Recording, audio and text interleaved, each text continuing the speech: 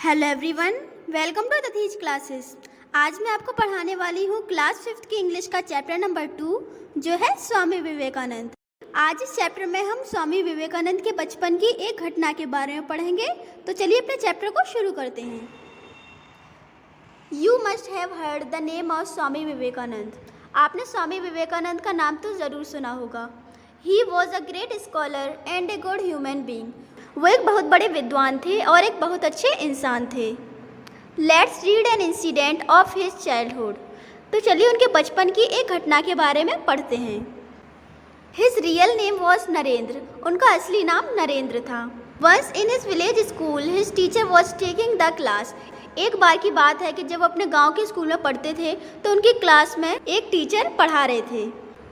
Class was silent. Class पूरी तरह शांत थी। साइलेंट का मतलब शांत। There was nothing unusual about it except that one of the boys seemed very inattentive. वहाँ पर कुछ भी असाधारण नहीं था। अनयूजुअल का मतलब होता है असाधारण। वहाँ पर सब कुछ ठीक ठाक चल रहा था। टीचर आराम से पढ़ा रहे थे, सब बच्चे आराम से पढ़ रहे थे। Except that one of the boys seemed very inattentive. लेकिन उनमें से सिर्फ एक ही बॉय था जो उन पर ध्यान नहीं दे रहा था। Inattentive का मतलब ध्यान ना देना।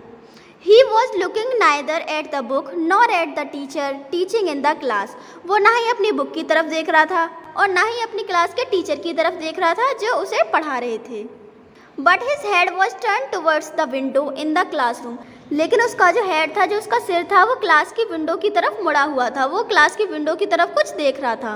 He was looking at far away. वो बहुत दूर कुछ देख रहा था। Far away का मतलब बहुत दूर। The teacher observed him for a little while. थोड़ी देर तक तो टीचर ने उसे ऑब्जर्व किया, ध्यान से देखा, ध्यान से निहारा। Convinced that the boy had no intention of attending to the lesson, he lost his patience. जब उन्हें ये यकीन हो गया कि ये बच्चा ध्यान से नहीं पढ़ रहा है और इसका कोई इरादा ही नहीं है पढ़ने का, तो वो अपना धैर्य खो बैठे। पेशेंस का मतलब होता है धैर्य। Still he decided to find out the cause of not paying attention. तो उन्होंने डिसाइड किया कि वो उस बच्चे से पूछेंगे कि वो क्लास में ध्यान से क्यों नहीं पढ़ रहा है, उनकी बात पर ध्यान क्यों नहीं दे रहा है। Why are you not listening to me? He thundered. उन्होंने उस बच्चे से बहुत तेज आवाज में गरजते हुए पूछा, Why are you not listening to me? तुम मुझे क्यों नहीं सुन रहे हो? I am listening to you, sir. The boy replied calmly.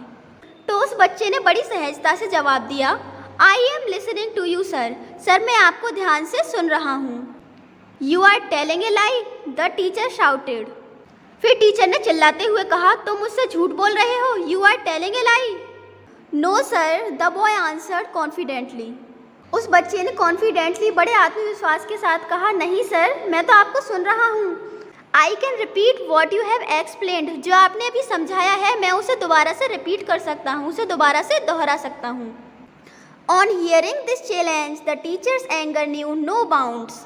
जब उन्होंने इस चैलेंज को सुना, इस चुनौती को सुना कि उस बच्चे ने कहा कि जो आपने पढ़ाया है मैं उसे दोबारा से सुना सकता हूँ, the teacher's anger knew no bounds. तो जो टीचर थे उनका गुस्सा आपे से बाहर हो गया। मतलब उन्हें गुस्सा तो पहले से आ रहा था, लेकिन उस बच्चे ने ये बात कहकर उनका गुस्सा और ज़्यादा बढ़ा दिया। If you fail to repeat it, he said, I shall punish you before the whole class. फिर उन्होंने उस बच्चे से कहा कि अगर तुम इसे दोहराने में असफल हो गए, फेल हो गए, I shall punish you before the whole class. मैं तुम्हें पूरी क्लास के सामने पनिश करूँगा, दंड दूंगा। The boy nodded his head and gave a sweet smile. उस बच्चे ने अपना सिर हिलाया और एक मधुर सी मुस्कान दी। Nodded का मतलब होता है हिलाना। The other boys looked at him with sympathy. जो दूसरे बच्चे थे क्लास में, जो दूसरे लड़के थे, वो उसे बड़े दया भाव से देखने लगे। वो उसे दया भाव से क्यों देखने लगे? They imagined this boy would have severe punishment if he failed to repeat the lesson. क्योंकि वो सब ये कल्पना कर रहे थे कि अगर ये लड़का लेसन को पूरा रिपीट करने में फेल हो गया, असफल हो गया, तो टीचर उसे बहुत कठोर दंड देंगे। The teacher sat on his seat. Teacher अपनी सीट पर बैठ गए। There was a pin drop silence in the class. Class पूरी तरह शांत हो गई। The boy stood up and in a clear voice he repeated word to word the entire lecture, leaving nothing out. The boy stood up. वो लड़का खड़ा हुआ।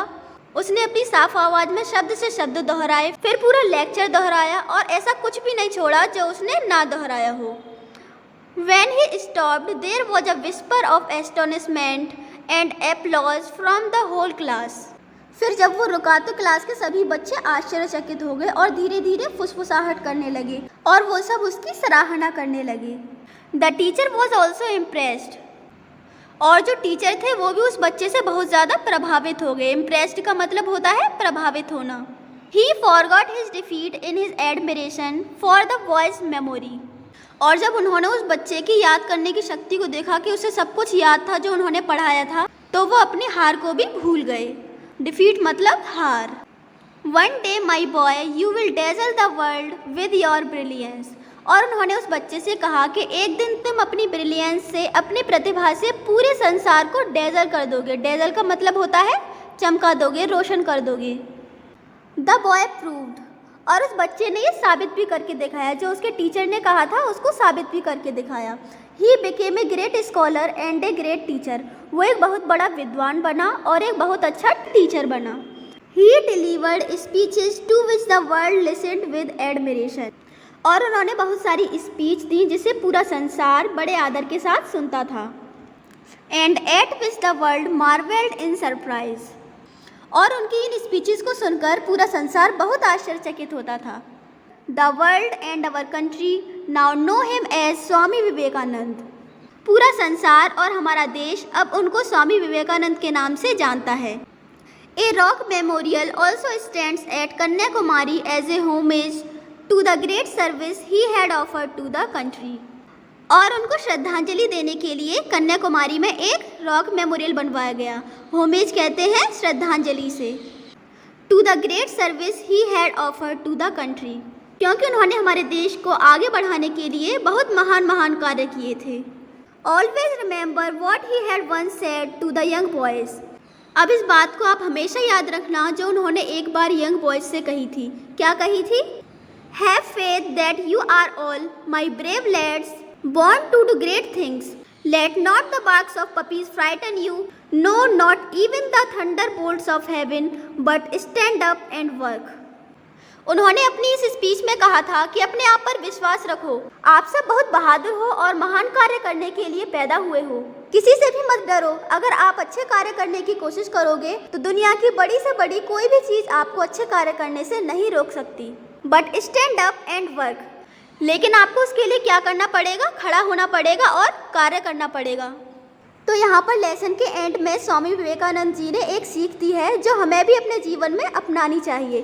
तो यहाँ पर हमारा लेसन एंड होता है। आप इसको दोबारा से रिवाइज करना और दोबारा से पढ़ना। Thank you.